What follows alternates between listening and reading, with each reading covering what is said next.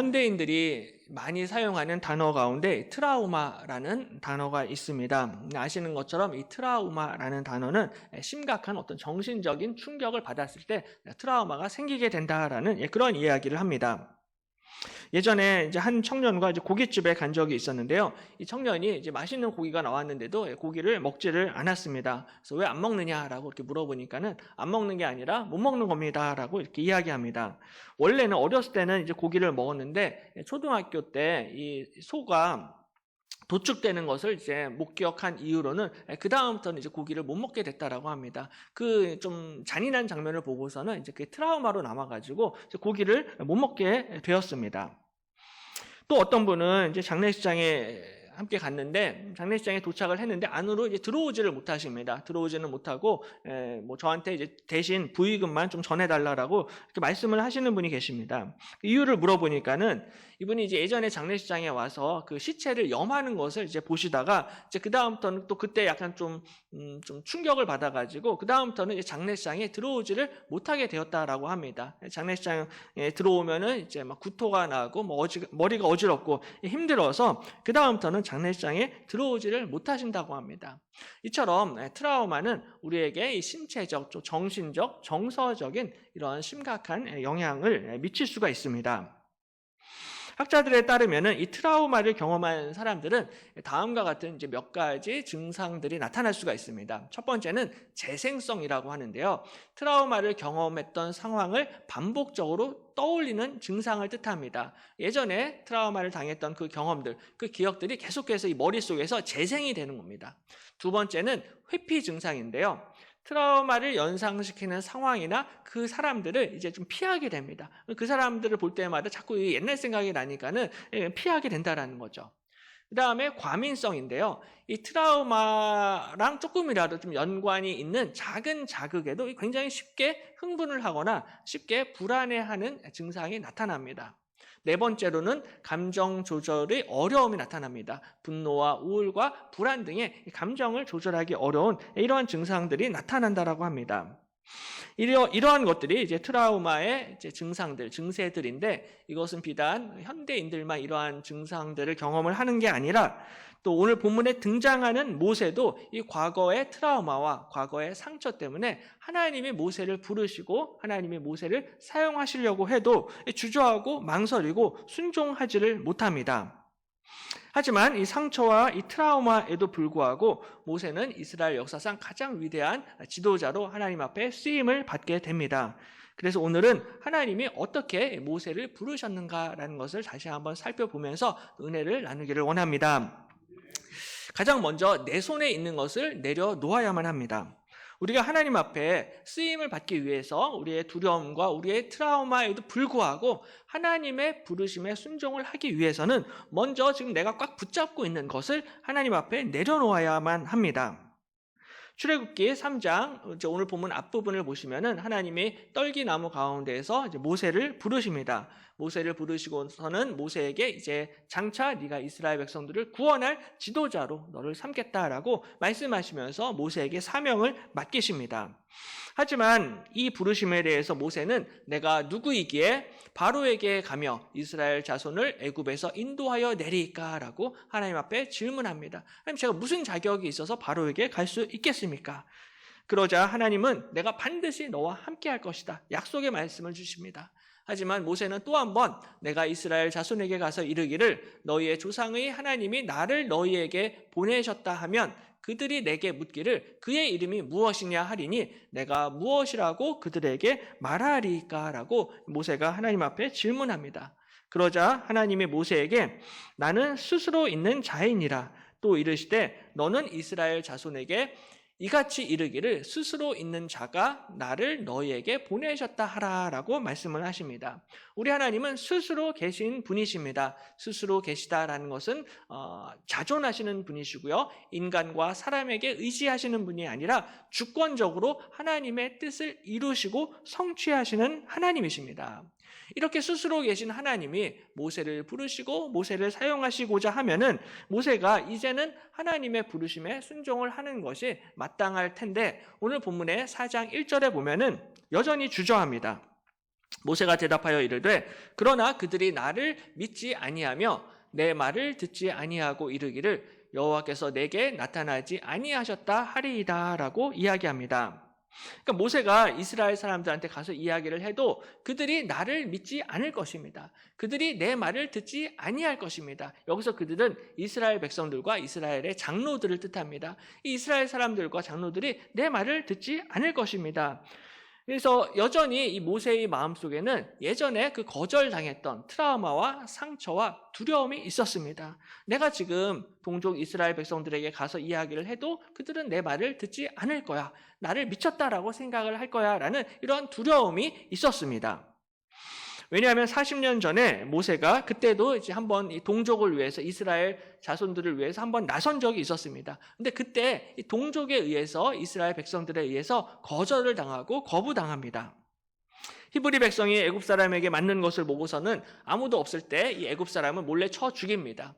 그리고 그 다음 날 또 밖에 나가서 보니까는 또 히브리 사람들끼리 두 사람이 서로 싸우고 있었습니다. 그래서 모세가 그 모습을 보고서는 이제 본인 스스로 재판관으로 나섭니다. 잘못한 사람에게 네가 어찌하여 동포를 때리냐라고 이렇게 묻습니다.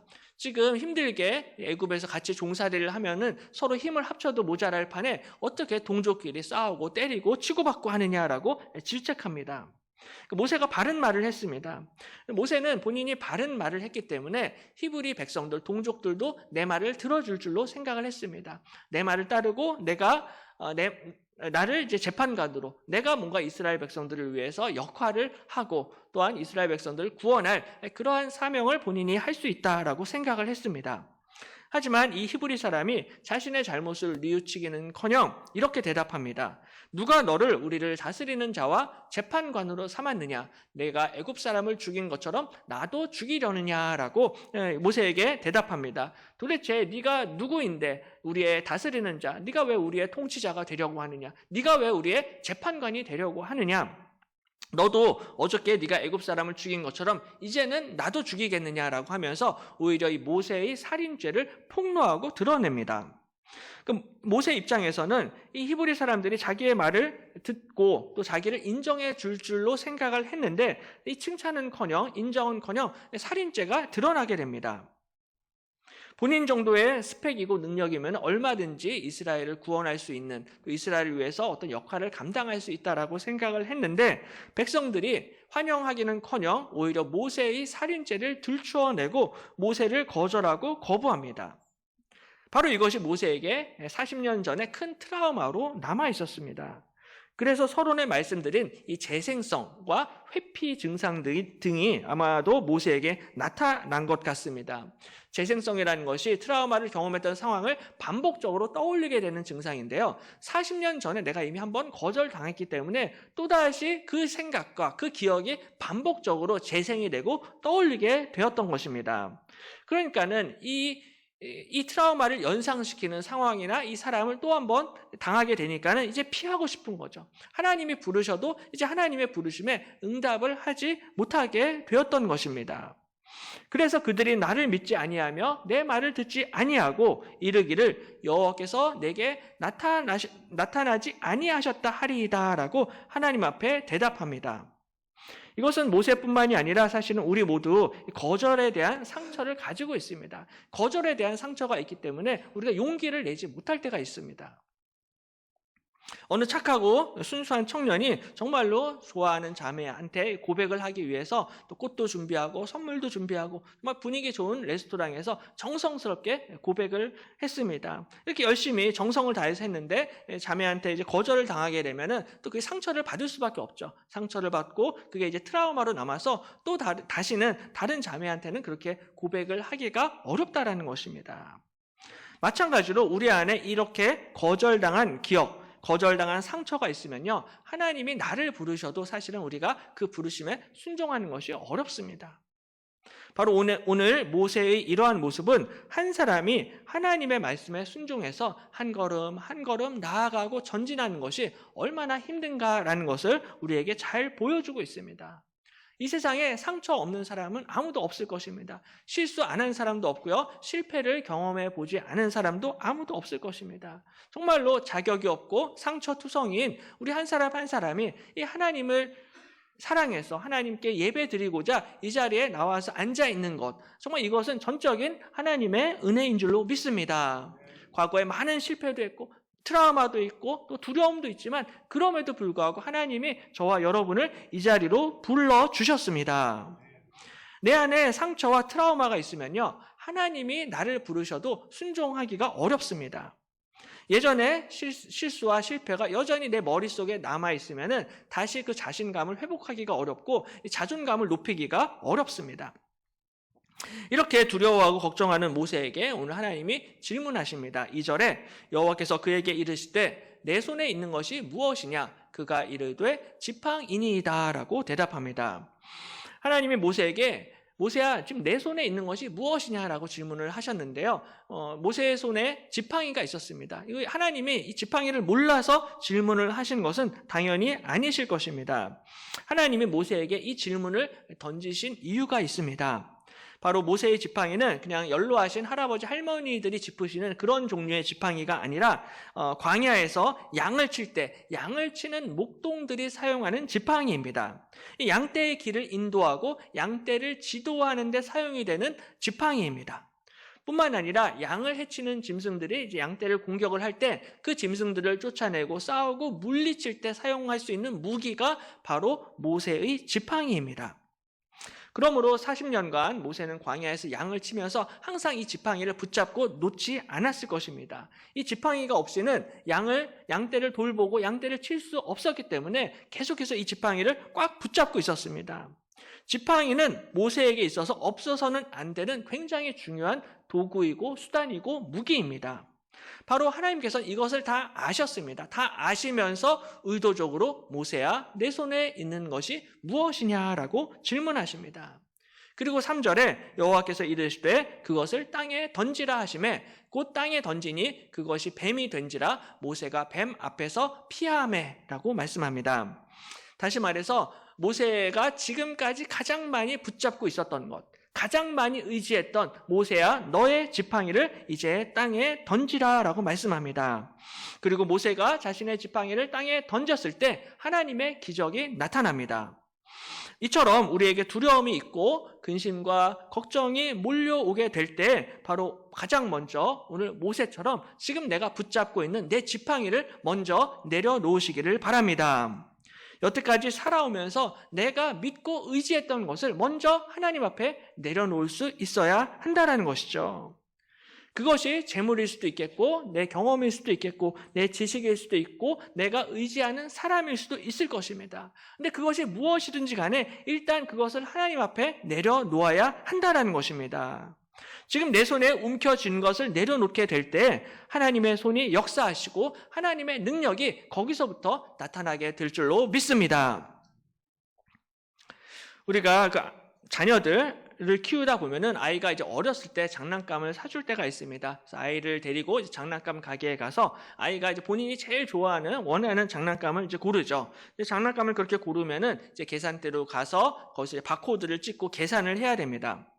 근데 이제 계산을 하려고 이제 계산대 앞에 섰을 때 이제 점원이 그 아이한테 장난감을 받아야 되는데 보통 아이들이 장난감을 잘 주려고 하지를 않습니다. 울면서 거부를 해요. 왜냐하면은 지금 아이 입장에서는 이 장난감을 주면은 이 장난감을 빼앗긴다라고 생각을 합니다.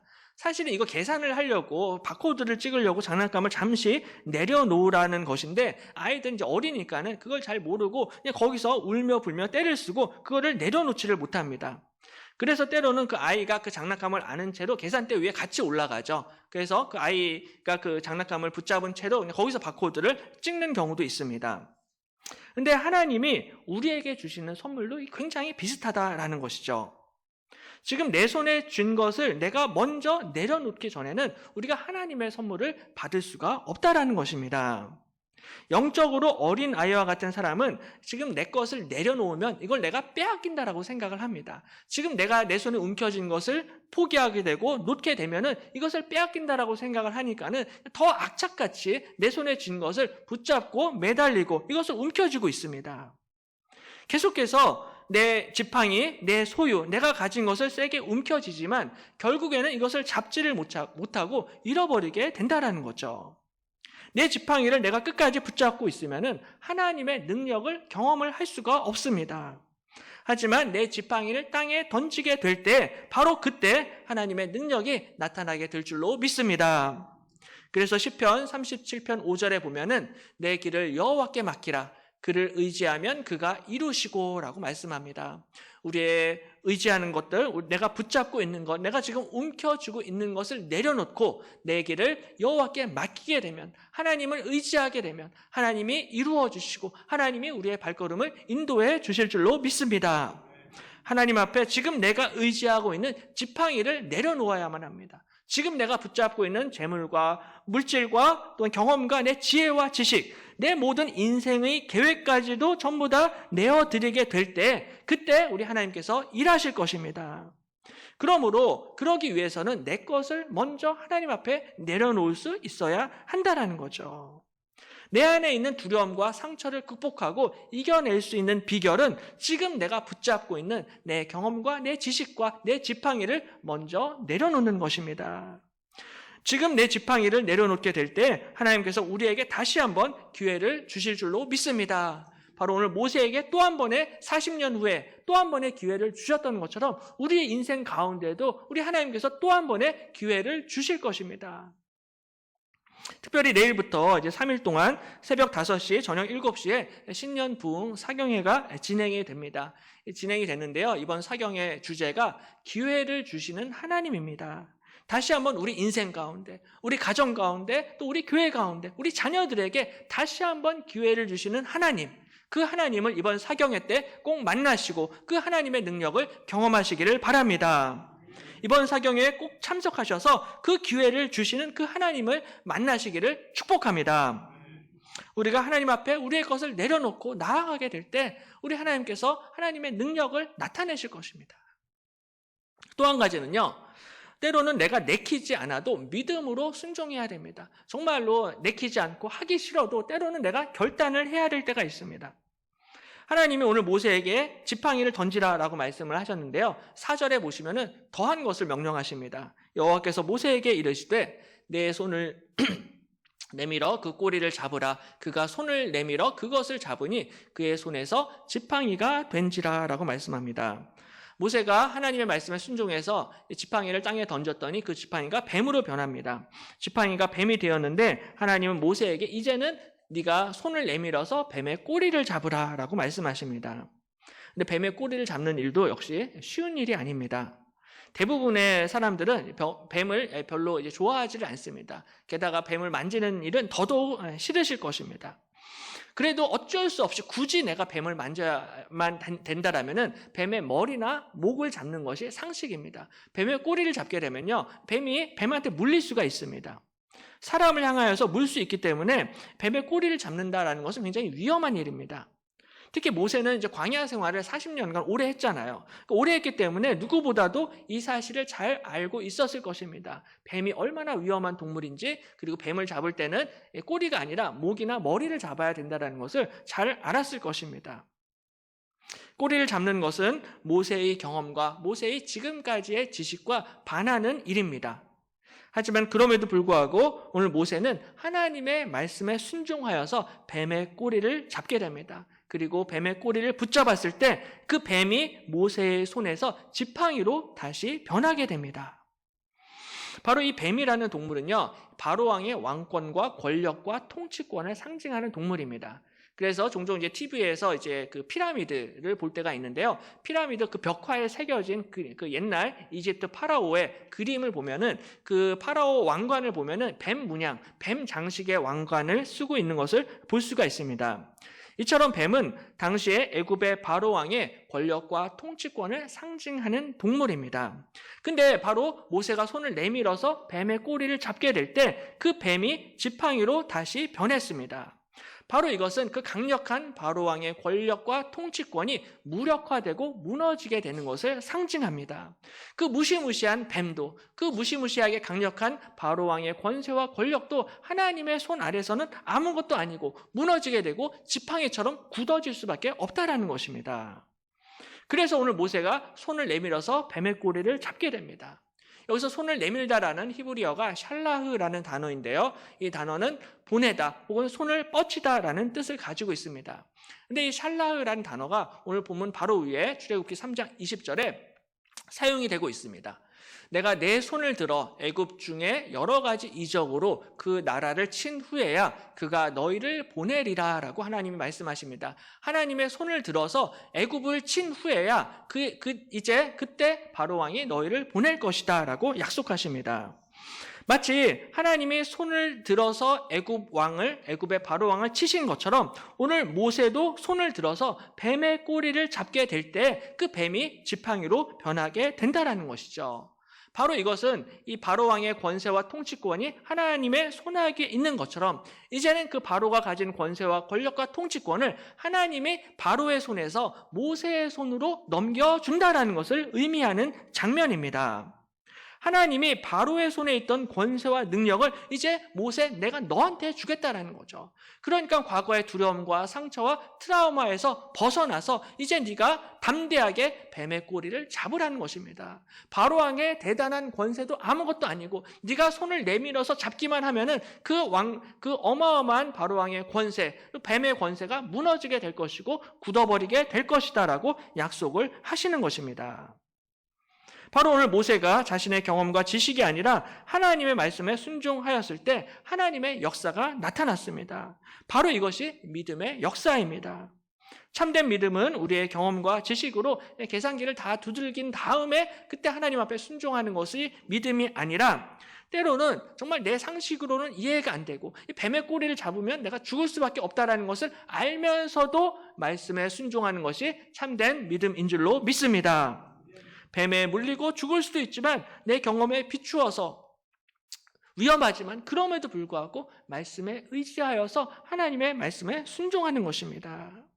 바로 우리 하나님이 기뻐하시는 믿음은 정말 뱀에 물릴 줄 알면서도 순종하는 믿음, 그리고 아브라함처럼 바랄 수 없는 가운데 믿고 순종하는 그 믿음을 우리 하나님이 기뻐 받으십니다.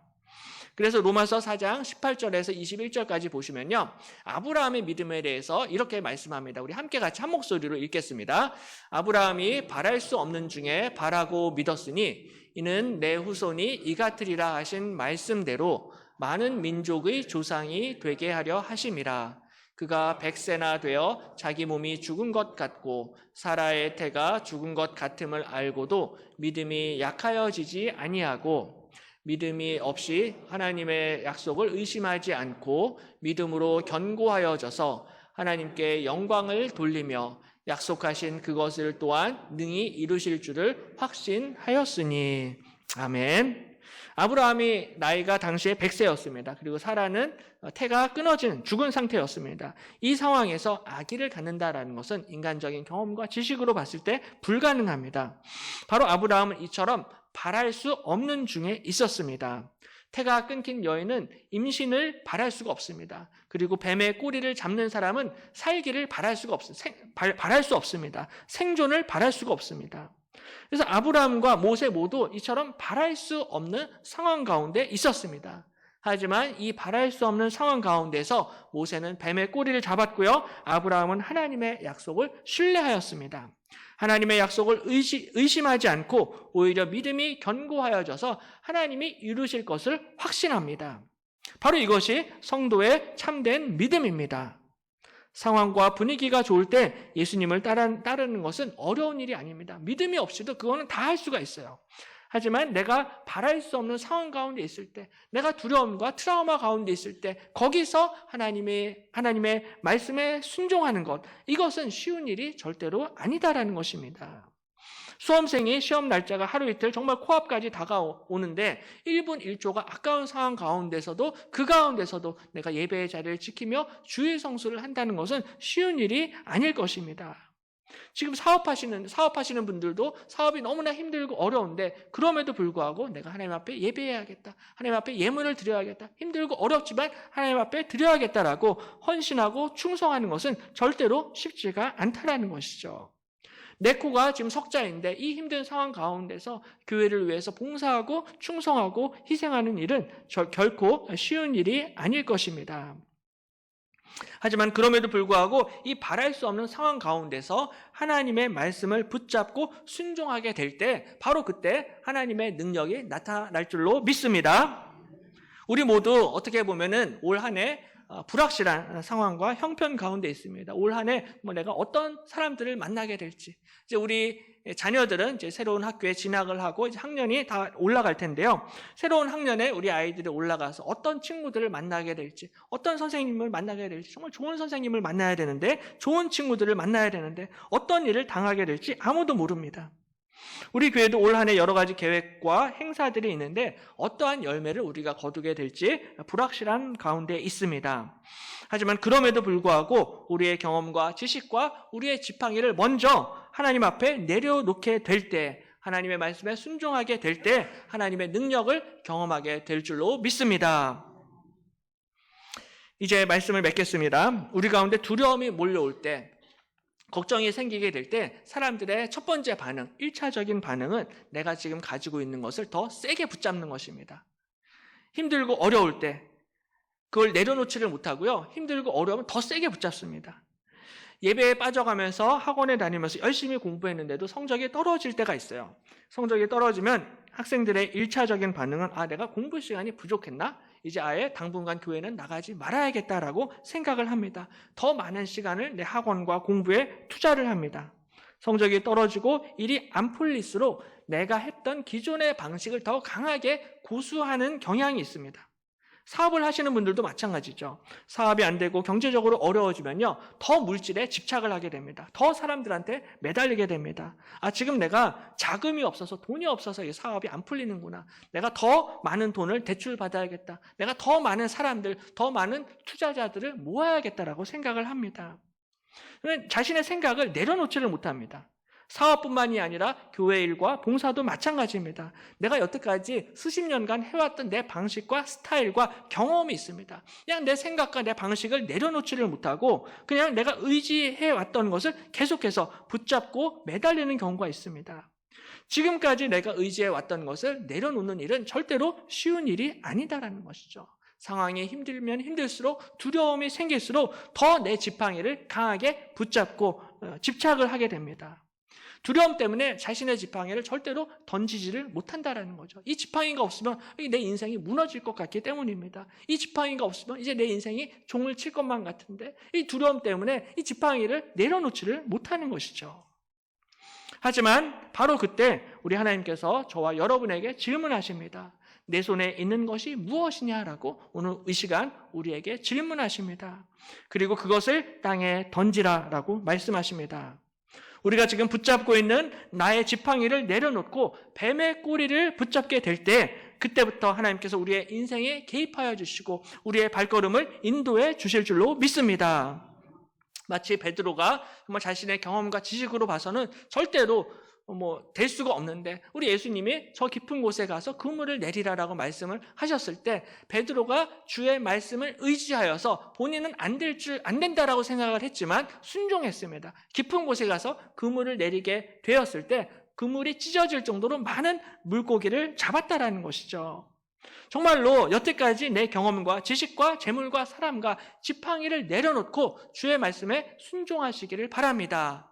내 지팡이를 내려놓고 하나님의 말씀에 그럼에도 불구하고 순종하게 될 때 하나님께서 우리에게 알지 못했던 새로운 길을 열어주시고 우리 가운데 놀라운 하나님의 능력을 올 한 해 우리 가정과 교회 가운데 나타내 주실 줄로 믿습니다. 그러므로 이번 한 주도 내 손에 지금 움켜진 이것을 내려놓고 믿음으로 말씀에 순종하심으로 하나님 앞에 귀하게 쓰임 받으시기를 주님의 이름으로 간절히 축원합니다. 기도하겠습니다.